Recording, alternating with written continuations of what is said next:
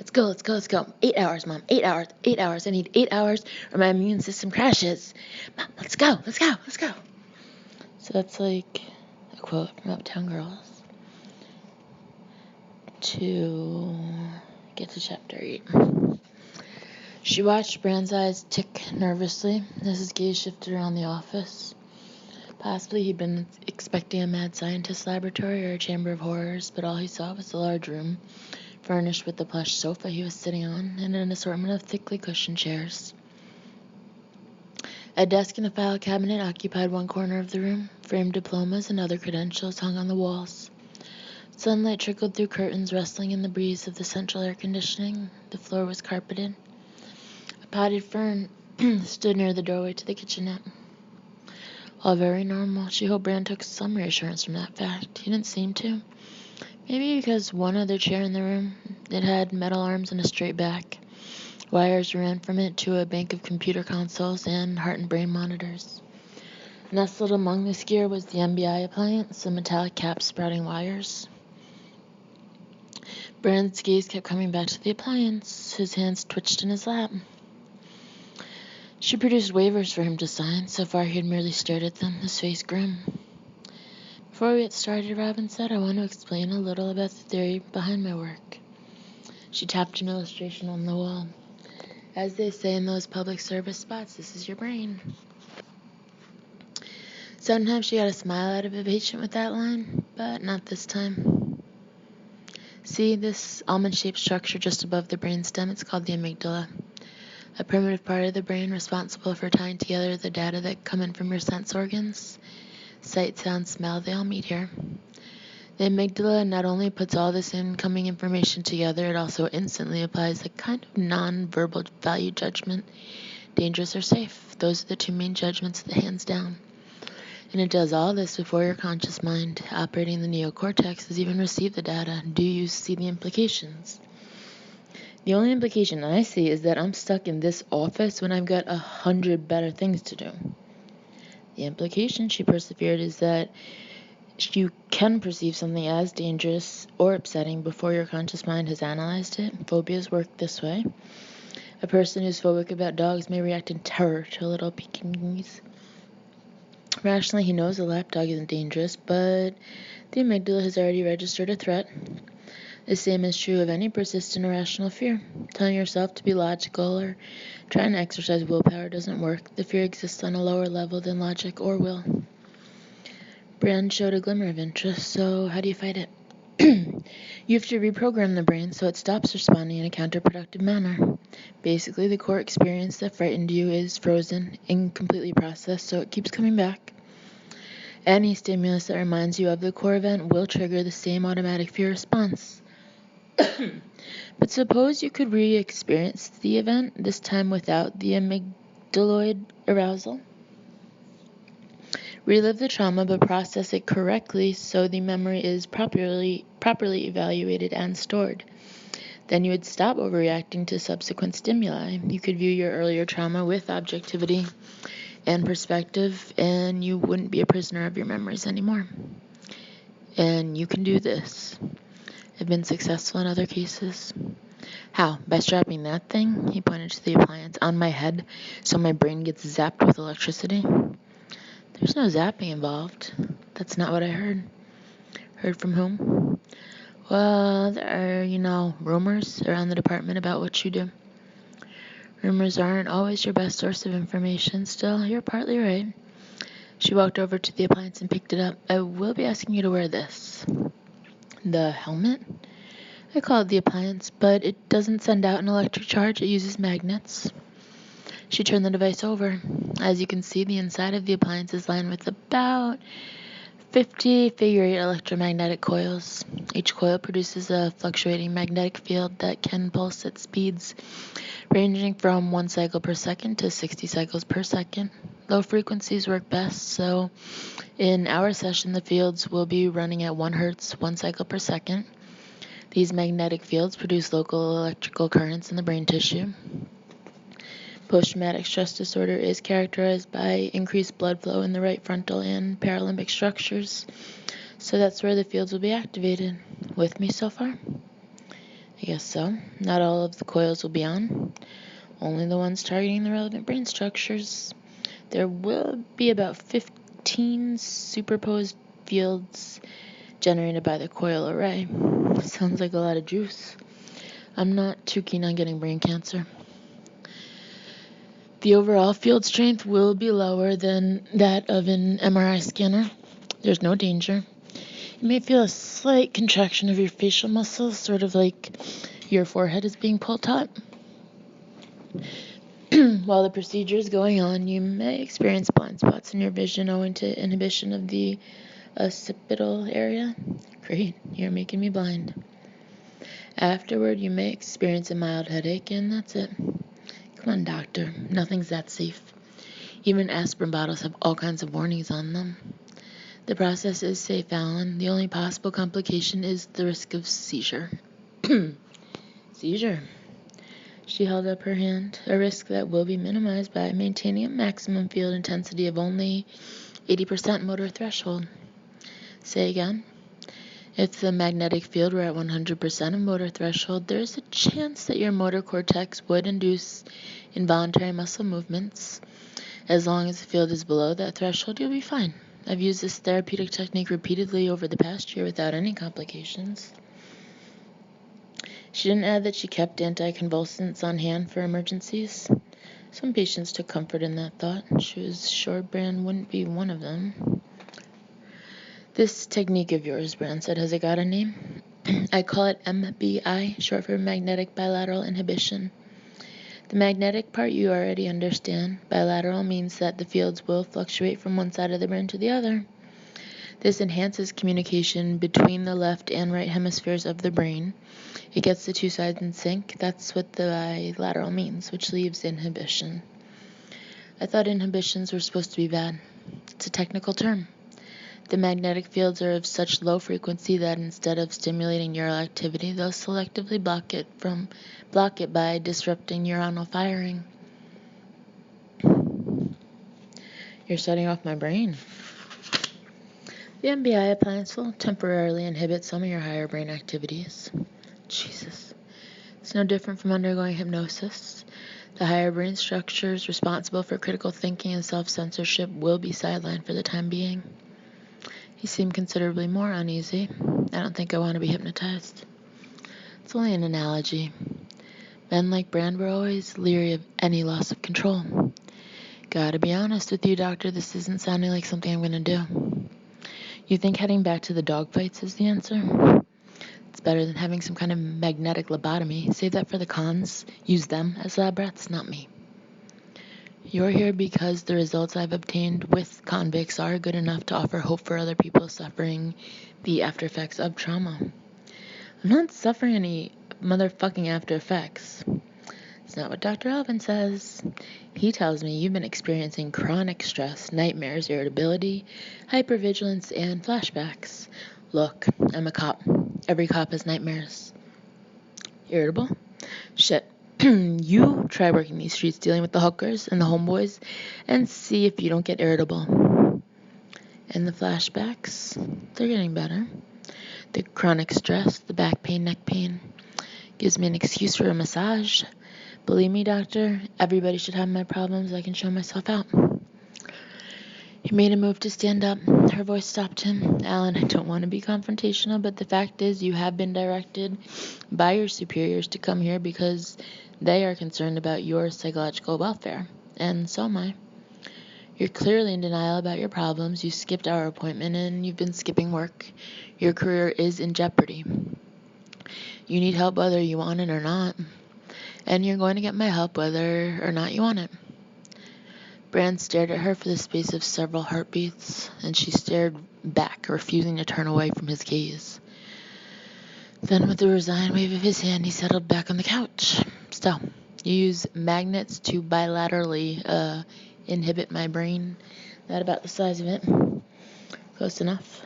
Once you're in a relaxed state, you'll be asked to process the target incident. You talk like a damn bureaucrat, you know that? Sorry, you're right. It's jargon. I just mean you'll relive the experience. The shooting? She nodded. You'll go through it step by step and narrate it to me.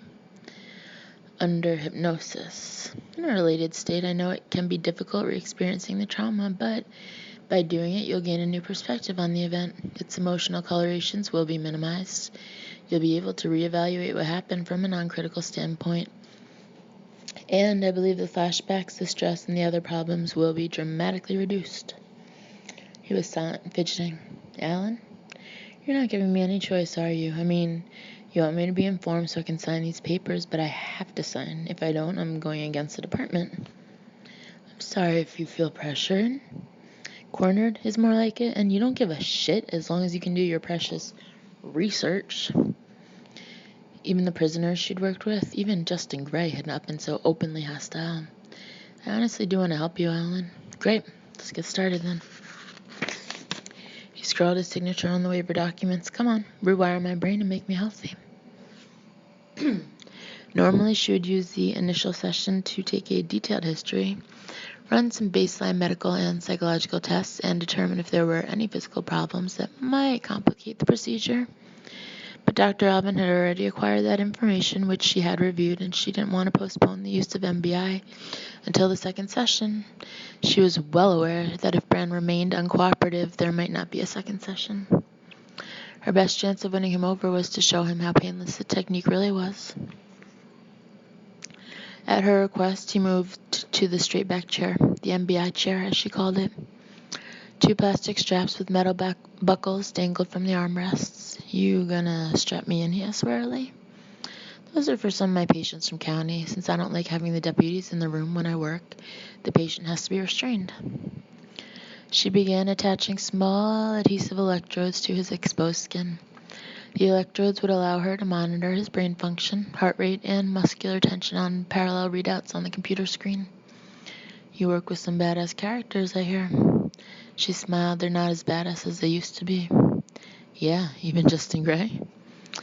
I didn't think his participation in the program was public knowledge. Public, maybe not, but word gets out in the department. If you can turn that crazy son of a bitch around, you're a miracle worker. I do what I can, she said. She began taking the EEG, ECG, and EMG readings, then lowered the MBI appliance onto Bran's head, while he sat stiffly, his shoulders hunched, fists gripping the armrest like a prisoner in an electric chair. She spent a moment reprogramming the appliance. Before each session, she liked to make subtle adjustments in the hope of optimizing the field exposure protocol. When she was ready, she pulled down a window shade, shut the door to the waiting room, and turned off the overhead light. What's with the darkness, Bran asked. You planning to run a seance while I'm under? The treatment is directed primarily at the back of the brain, where the occipital region is located. That's the part of your brain that processes visual information. Bright light can interfere with the neuronal inhibition. Interfere how? You'll be entering a relaxed state characterized by an alpha brainwave rhythm. Perception of light could trigger a startle response that would shift your rhythm to beta. In other words, I'd wake up. You won't be asleep, you'll just be relaxed. Hypnotized, he said uneasily. Relaxed, the way you'd feel if you were meditating. Yeah, that's something I do a lot. He punctuated the comment with a snort. How much will I remember once I come to? That varies. There's nothing in the MBI procedure, per se, that would induce amnesia. However, because we're dealing with painful memories, you may find yourself reluctant to bring them to conscious awareness. The mind has many strategies of dissociation, of suppressing material it finds disturbing or threatening. I've had patients who recall all the details of a session the very first time, and others who didn't remember much until we had worked together for weeks. So I could tell you stuff and not even remember that I said it? Initially, that's possible. Our goal is for you to come to grips with the memories consciously, but that may take time.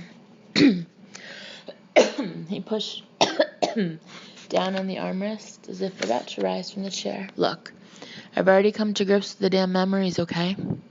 She laid a hand on his shoulder. If that were true, you wouldn't be skipping work to watch 2 animals tear each other apart. He sank back down. Okay. Now there's one more piece of equipment you need to wear. The coils, Robin said, produce a loud clicking noise, loud enough to cause hearing damage. As a precaution, both of us will use noise-canceling headphones and will speak into these headset microphones, which broadcast on a walkie-talkie frequency. The equipment is shielded to prevent any magnetic interference. I'll hear you on my headphones, you'll hear me on yours. This fucking high-tech stuff, Bran grumbled. It's for our own safety. The coils can be as loud as 120 decibels. She attached his transceiver headset and her own, then pulled the swivel chair away from the desk and parked it alongside Brand, within reach of the MBI gear. She sat down. "All right, Alan," she said softly into her stock microphone, using the calming voice that came naturally to her at the start of a procedure. "I'm turning on the appliance. You'll feel a slight tingle in your scalp." "Fire away," Brand said, trying for bravado. His voice came through her headset clearly. She flicked a switch and the 15 pre-selected coils started ticking. "Everything okay?" she asked over the muffled background noise. "I guess. Just relax now. You'll be entering a quiet, peaceful state of mind. Imagine yourself in the woods, resting on the grass with your back against a tree. It's shady and cool. Birds are singing. You feel peaceful and utterly at ease, sleepy. Are you sleepy, Alan?" "Sleepy." His voice was a monotone, hollow and distant. Both the EEG and the rhythm of his breathing confirmed that he had entered the alpha state, the twilight realm between sleep and waking.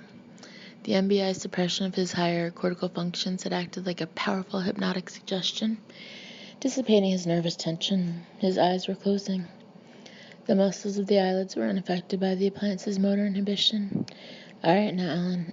I'm going to guide you out of the woods and into a memory from your past. We're going back to the night when Eddie Valdez was shot." Brand shook his head slowly. "No. It'll be okay, Alan. No." Stronger. She hesitated. Such resistance, even in the trance state, was unusual. She tried a different approach. "Here's what we'll do. We'll go back to that night, the night Eddie Valdez died, but you won't have to go through it the way you did before. Instead, you can stand outside the scene and watch it as it happens. Just stand and watch from a distance, like watching a movie. Is that okay?" Brand was silent. "Alan, is it okay if you just watch?" "I can watch." "Then that's what we'll do. Remember, it's only a memory, and you're just watching it. You can get away from it at any time, just by asking me to make it go away. Do you understand?" "Yes. Nothing can hurt you. You're perfectly safe, all right?" "Yes. I want you to go to the memory of that night. I want you to remember the parking garage. Can you see it?" "I see it." "Tell me what you see." "It's dark, cars everywhere, parked cars." "Is anyone there?" "There's two in the shadows." "One of them is Eddie Valdez?" "It's Eddie, yeah. And the other is you," she almost said. "The police officer, right?" Brand made a soft noise like a groan. "Alan, it's not you. It's someone you're watching. A police officer. That's all."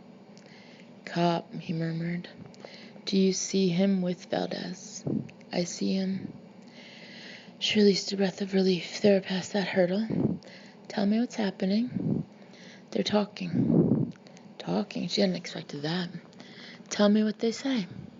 "The cop. Okay, the cop, he's saying Eddie seems nervous. Says Eddie wouldn't be planning to fuck with him, would he?" "And what does Eddie say?" "He says no way. He says you and me were tight, bruh." Brand had slipped into an approximation of the dead man's voice. "And the policeman?" "He says that's good, because if Eddie ever does get a hard-on to try fucking with him, it won't end well. And Eddie, he's scared. He says he knows that. He's not fucking with nobody. He's playing it straight. He's got... "Yes?" Robin prompted. "What has Eddie got?" "He's got the money. This month's cash." A chill rode Robin's shoulders, and suddenly Brand's reluctance to participate in the procedure took on a new coloration. "The money?" she said. "What he owes, he pays on the first Saturday of every month right here in the parking garage." "Pays for what?" "It's a patch." She didn't understand, but she preferred not to interrupt the narrative flow. "Go on. What happens next?" "Eddie brings out the money, thick wad, wrapped in wax paper, all taped up. Looks like a fat deli sandwich. Makes me hungry when I see it. I didn't have lunch that day." "Not you. You're the observer, Alan. You're only watching. Tell me about the two men, Eddie and the cop. The cop takes the money, puts it in his coat. It doesn't print too bad against the material. Nobody will notice it there. Robin let a moment pass. Suddenly she wished she had tape recorded this session. What Brand was confessing, if it was a confession. And then, she prompted. The cop starts to walk away, but he stops, turns back, still wants to know why Eddie's nervous. Something's not right. He thinks Eddie's playing him. Yes. So he takes out the package, opens it. There's not enough. There's $50 bills on the outside of the wad, but inside it's all singles. And Eddie, he's shitting his pants now, and he says he can explain. He's just still a little short, he says. But that's gotta be bullshit. The G's have been banging and dealing all over the hood.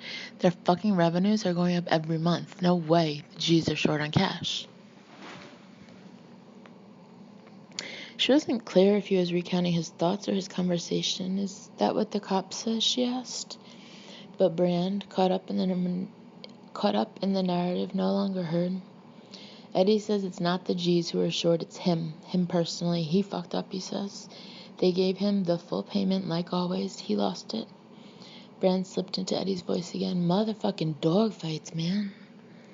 Then Brand's own voice, hard and clipped. You gambled the money on some fucking dog? It was stupid, okay? They told me I couldn't lose. They were wrong, Paquito. You lost big time. He fell silent. What happens, Alan? She asked. Alan? Bang. Brand spoke the word with sudden vehemence, loud in Robin's headset. She jumped a little. One round in the face, asshole crumbles. He's twitching, jittering. You backed the wrong dog, Eddie, Brand said.